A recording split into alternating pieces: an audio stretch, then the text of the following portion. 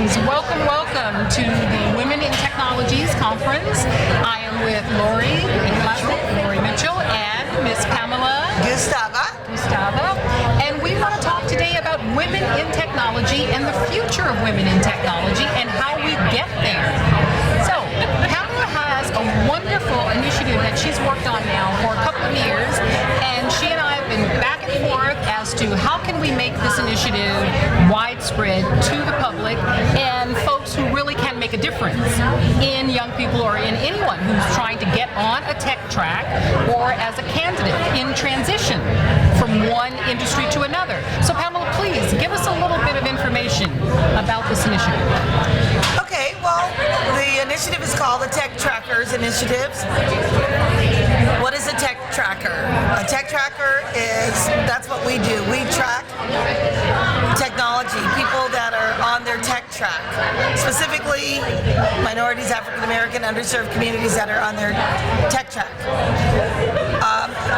If you're on your tech track, that means that you are on a technology track for education, for entrepreneurship, or employment, or just your lifestyle.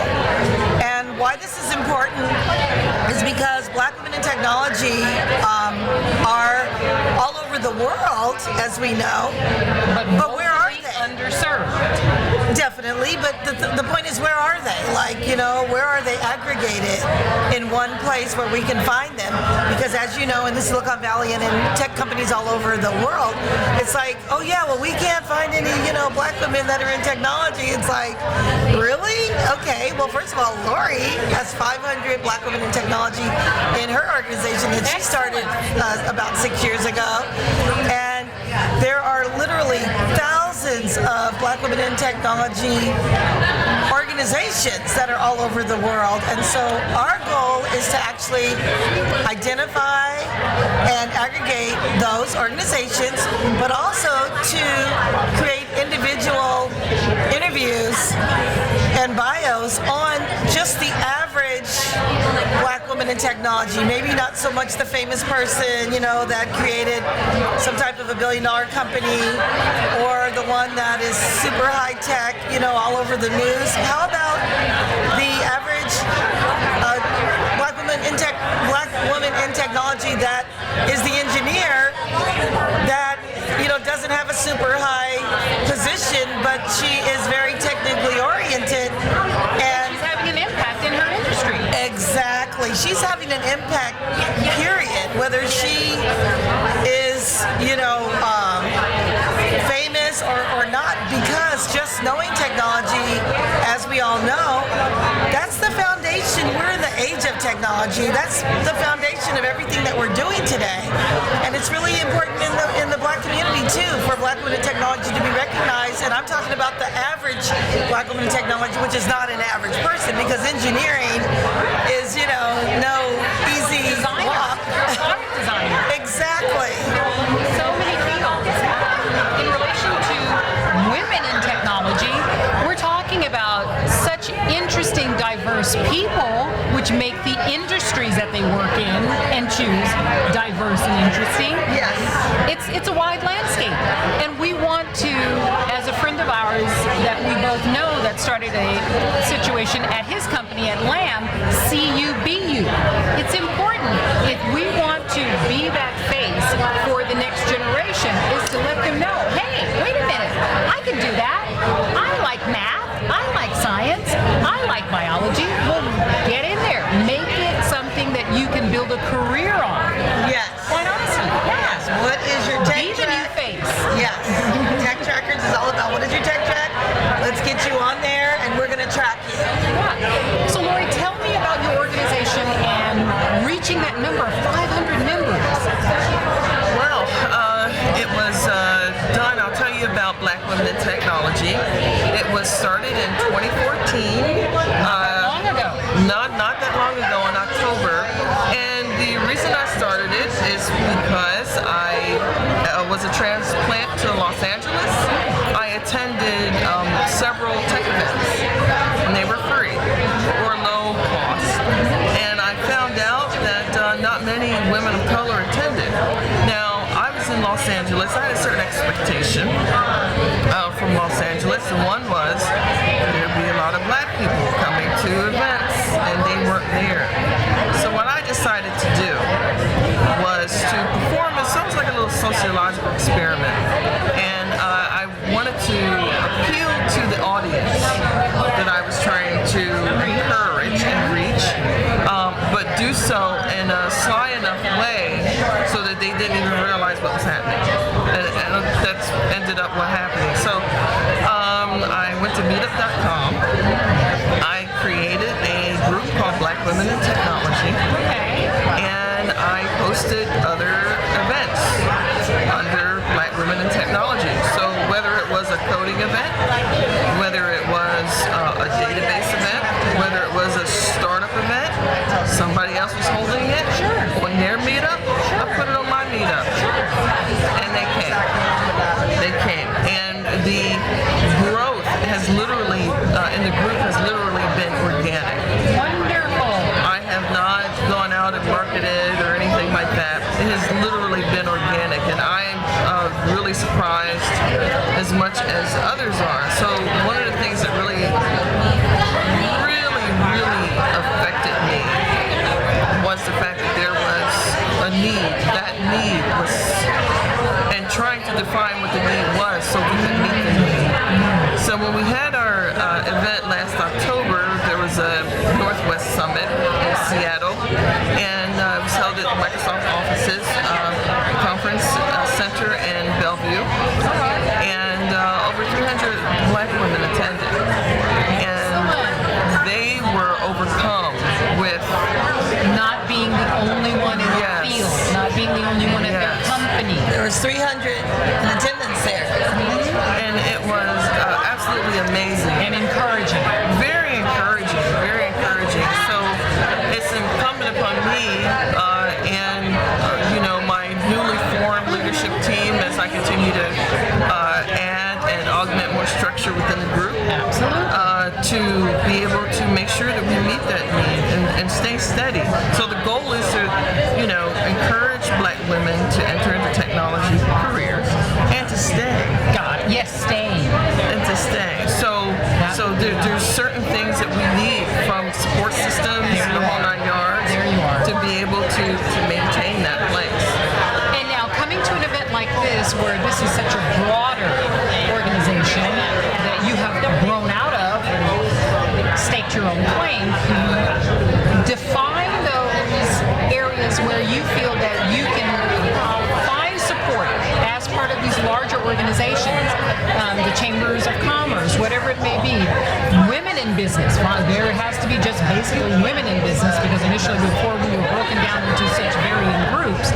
So support, just on a general level, you should be able to reach out to and pull that in.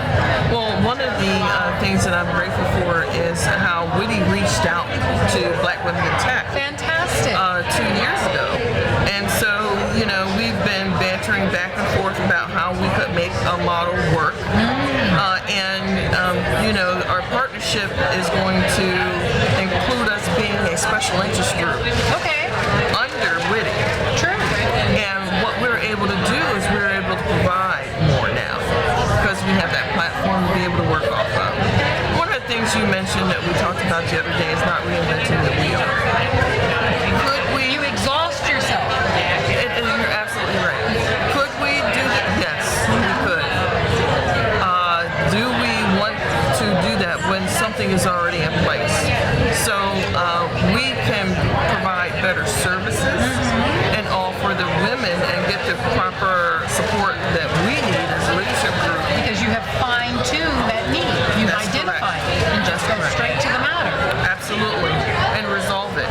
And one of the things being as old as I am now and having been in technology for quite a while, is trying to make sure that these women that are coming into their own now in tech, one, they've got about 30, 35 more years to go of work.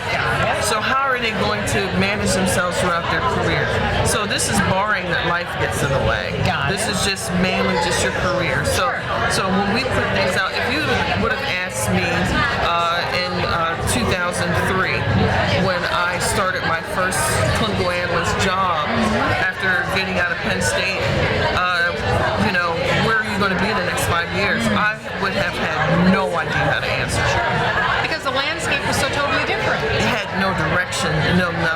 then again for women, of color, diversity, there was such limitation. Always. And if it was then, the structure now, sure, we're saying it's a little better, but we still are talking about these issues today. We are. And dealing with these issues. And it's really surprising to me, I think, sometimes. I think what I want to try to definitely get away from is talking about these things. There you are. I want us to resolve these things. There you are. So in one of my former lives, I was a respiratory therapist. As a respiratory therapist, you treated illness. Now, some of the people that you treated, their illnesses were chronic, but you can still bring them back to a state of comfort, being able to survive. But ultimately, you were able to treat and fix. You diagnosed, you treat to fix, and that's what I did. And I still have that same mindset. Got it. I want it fixed. Just we can talk about that. That's like sitting and saying, I have a patient that is having an asthma attack, and I can sit. What's your course of action? We can sit and talk all day about, well, I really do think that they're having bronchospasm right now, and it may be because of the influx of IgE. We can go on and on and on and on. But I already know that if I give them a beta adrenergic, I can resolve that bronchospasm. That's that I correct. can expect. That's right. From that action. And that pretty much defines, which we were talking about with another person yesterday during an interview, women are problem solvers. Yes. It's very much who we are. Yes. And that's why as a young person, I always thought it was hysterical in the business world that they didn't realize that women were natural managers. Naturally, we have all of these things running around in our heads, and because you'd watch your mom, you'd watch your aunt, and they were running the household. They had all of this in their head. I need to go over here and do this. I need to take care of that, and they handled it. Yes, they did. So we look at the world today and realize women are dynamos and make it happen and get it done, and are great role models. Thank you very much. Absolutely. For young men and for young women. Yes. And that's what we want to put the spotlight on, really, is the fact that women are the superheroes, no cape included. No cape needed. Got it. We can do it. Absolutely.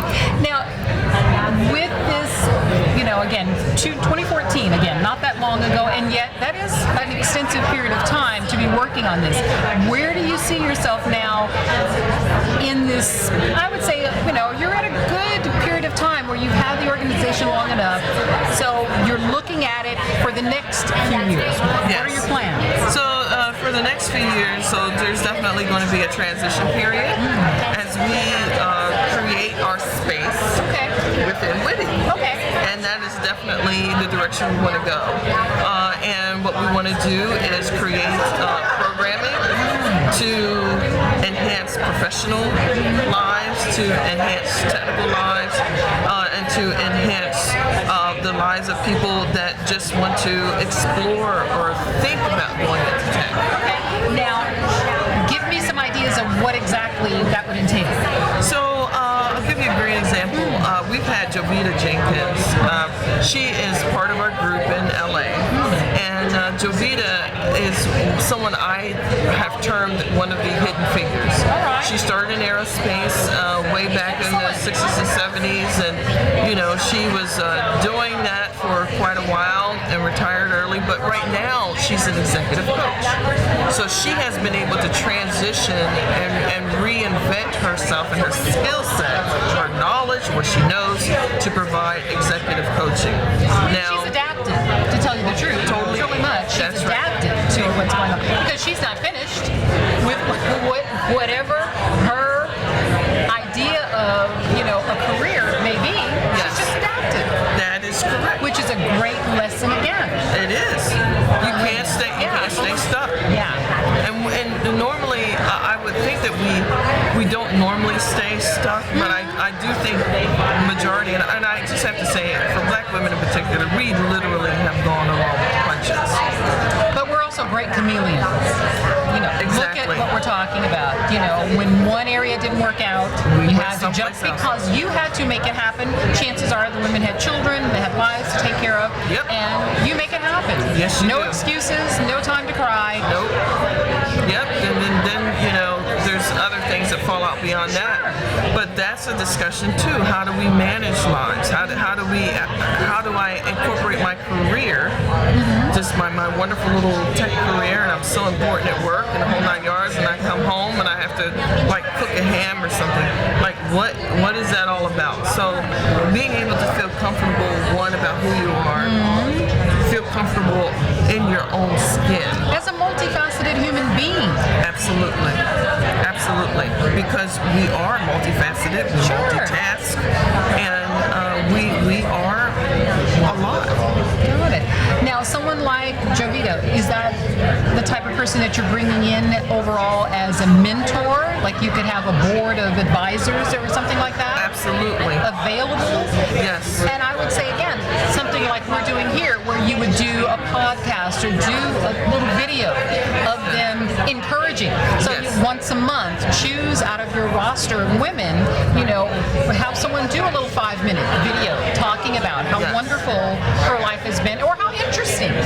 Yes. And her transitions or the changes that she's had to adapt to. Right, because just to let something people didn't know. work. Because I don't want women to think that it's all rainbow sunshine and pretty butterflies and all that sort of thing, because it is not.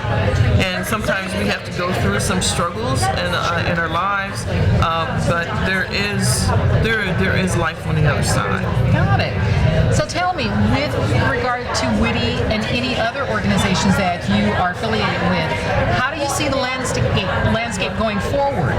Are we looking positive? Are we feeling positive?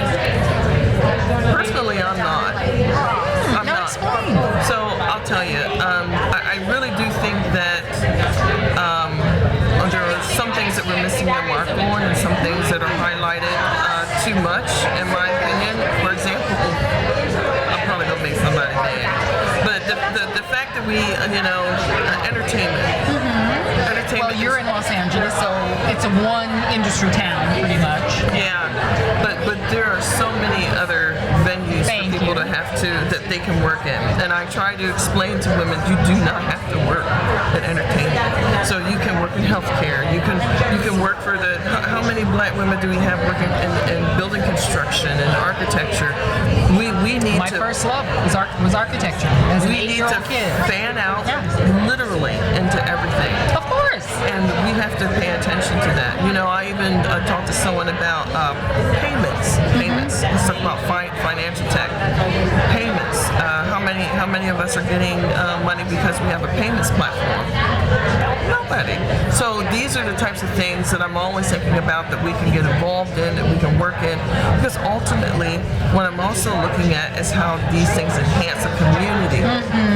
Of course. So if we look at our community and we look at the growth that we want to experience in our community, we can utilize tech to be able to make those things happen. Well, again, I think making it clear to women, since we're talking distinctly about women, within your community, that multifaceted human being, Yeah. to know your place. And I don't think in these last few decades, it's been clear to women, whereas during our grandmother's time and previously, they held quite a prominent position in the community. Yes, they did. Depending on, even if she was the grandmother and she didn't work, she still had quite a lot of sway. And it's amazing to me where we've become quite segmented.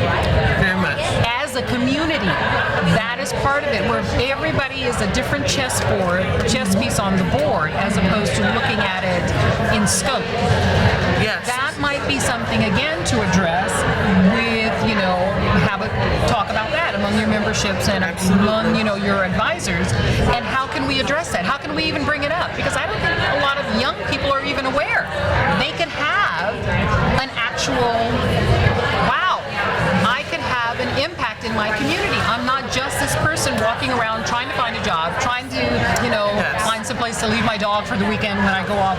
Hey, everything is organic. Everything is symbiotic. Let's call it that. That's a great way to put it. You know, the thing is that that's why getting on your tech track is so important because,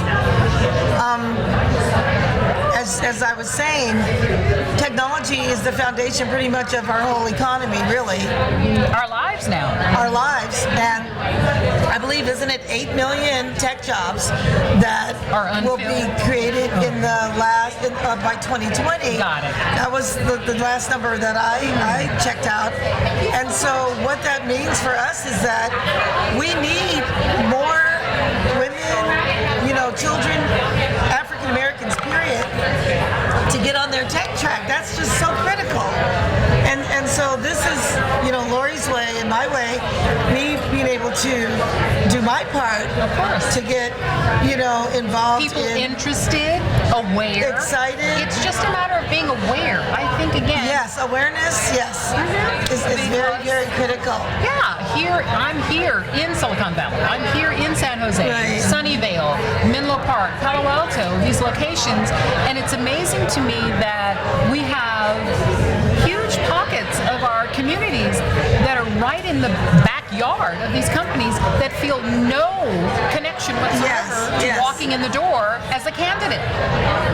That has to stop. Now, that's another track that tech trackers would go on too. Is you and we already had this conversation because we have our partnership for tech trackers where we want youth to get on their tech track. Like, what is your tech track? And making tech cool.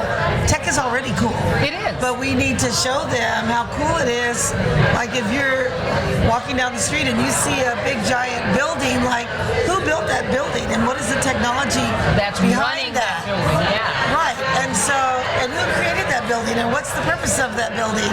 And so getting on your tech track is also for youth, for college age, for senior citizens, moms, dads, and so I think that with Lori's organization, with Black Women in Technology, I think it's a really great place to start, and from there we can blossom out into, exposing more people to the Tech Trackers program.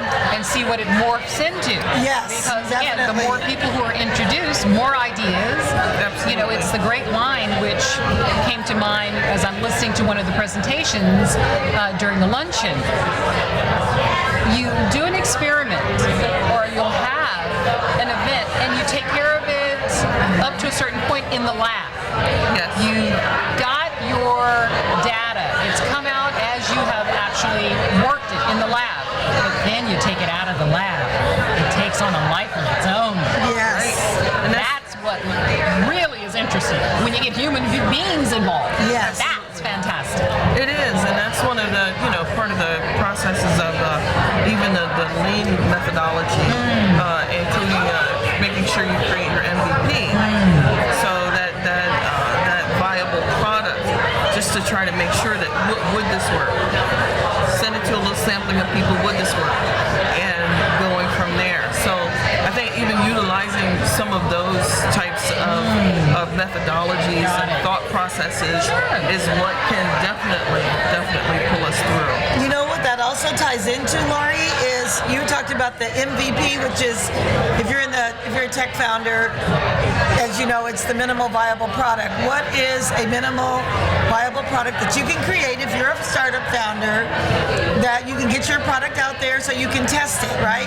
Well, that's where Tech Trackers comes in and where Black Women in Technology comes in, because a lot of people don't really know that the majority of Black businesses that are startups, a lot of them are solopreneurs. Like me, I'm a solopreneur, right? And so why do I need a tech track, connection, right? Well, because I'm not a techie necessarily, right? I know a lot about tech. Got it. But in order for me as a startup founder to get my MVP or my minimal viable product, wouldn't it be great if I could go to, Black Women in Technology and say, hey, listen, I'm a startup founder and I'd like to get my MVP out there. Which one of you 500 women can help me to create some type of a technology platform that will allow me to test my new product, which is whatever it is. In my case, it's rideshare driving, and as a matter of fact, I happen to have a super challenging experience of finding someone that could help me with my MVP, which was merely a social networking platform for rideshare drivers to be able to test to see whether or not they want to even be on my platform. Okay, and my platform allows rideshare drivers to start booking rides in their own zip codes, right? Booking schedule rides on their own. And so how do you even do that? And so with Lori's team, sure enough, out of those women, someone came back to you with, yes, they have. They have definitely done. Yes, they have done that. And so what's exciting to me is that this is Tech Trackers in action. There you are.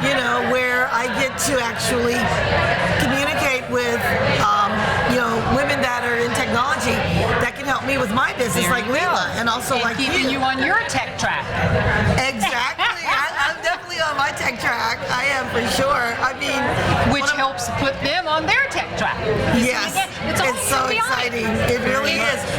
Within the community, or as they're calling it today, the ecosystem. And that truly is, if we all want to survive, we need... Well, we want to thrive. I don't know about surviving. I want initially, because again, when you talk about the build, where you initially start something, you need to survive right off the bat. Then yes, we get to the point once we get everything up and running. Oh, you mean as far as your business? Oh, yes, okay. Yeah, when you think of it that way, because you use that idea behind it, we all have a part to play. Yes. Just as in an ecosystem.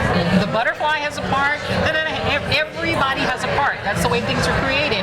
And you look at it in those terms, and this is how we can explain it and live it and be the example to young people. True.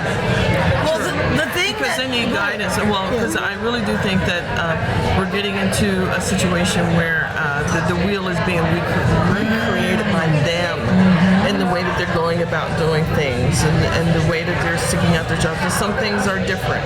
Some things are definitely different. But I think there's information missing that they don't have. Definitely, because it's us old heads. Sorry for saying it that way, but we may have been too slow to be able to engage them, to be able to help them identify it. Absolutely. I've had a lot of younger people come to me and say, well, what would you do if I did this, or how would I do this, and how do I do this, and that sort of thing. So that's where mentorship comes into it. Big, huge thing.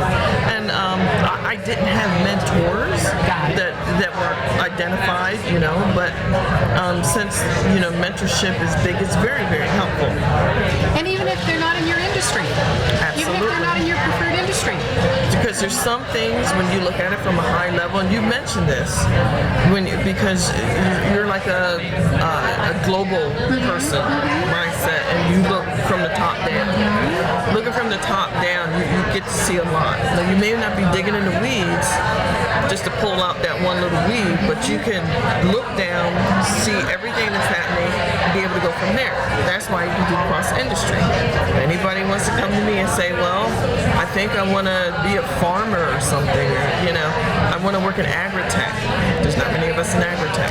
Not anymore. Those family farms. Gone.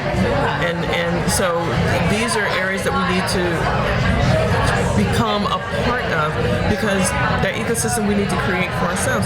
We don't create anything as Black people.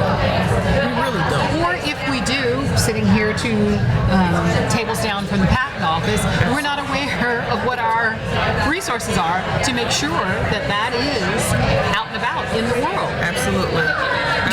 Something that you said too really made me think about. You were saying that a lot of the younger, generation are looking for direction on what they should do. And one thing that I think this ties into is a part of our initiative with the Tech Trackers program is to expose Black women in technology to technology conferences like W.I.T.I, like Prospect Silicon Valley, like CES, like the Microsoft Developers Conference, Apple Conference. And so the thing is that there are not a lot of African American women or African American period at the majority of these conferences, as you know. So that is one of our initiatives, is to actually engage them in dialogue, podcasts that will help them to see the importance of attending these conferences. Because just show up. What I can tell you right now is that I took my daughter to the National Association of Broadcasters when she was 14 years old, okay? And my daughter's 36 years old now. That totally changed her life. Take a teenager to a tech conference, especially like a NAB or a CES or a VidCon or something like that, and it's going to blow them away. Because when they see all this new technology, their brains are already wired toward that anyway. And they're looking for something interesting. Exactly. This is a perfect, I'd say a perfect connection for them, is to go to tech conferences. And so where do we start? We start with Black women in technology that are already in technology, and then we branch it out from there through them and through us, partnering with different tech companies to say, hey, listen, do you have any Black women that work at your company that are techies or that just work at your company? And if they say yes, would great. Like to do a podcast or like to do a video testimonial, yes, or would like to be, even an ad hoc mentor. Yes. See, again, yes, asking people to contribute. Yes. That's a big thing. Yes. Making them feel relevant, because that's an energy. Once you bring that into the equation, it changes up things also. Because again, if you feel you are the only such and such at your company, in your industry, because you are so busy doing you, being you, that you don't have time to go to conferences. I mean, if you're in the biotech field, if you're in a particular area of science, if you're one of the folks working on the new technology, you're busy. And then you're running home and making dinner and looking after the kids, so maybe you don't know about certain organizations and certain events. So again, the idea was to reach out to some of these companies on that premise. Yes. We'd love to invite them to contribute. Yes. So I see that as a great way to open that door and open their mind. And that's where the funding source is. The funding source is with the tech companies that need to have their Black women in technology that work at their companies, or even Black men as well, to attend technology conferences so they can represent, also so they can learn more things, so they can become more sustainable within their fields, right? So and they greater employees. Thank you very much. Greater employees. Also, the camaraderie that they have at the conferences, and just the different breakout sessions that they've had here. I've read a lot of, the titles and the people that are actually presenting. They're freaking amazing. And 2 years ago when I came to this conference, there was these women that were sitting up there that all created, they worked on the iPhone. Got it. The different versions of the iPhone.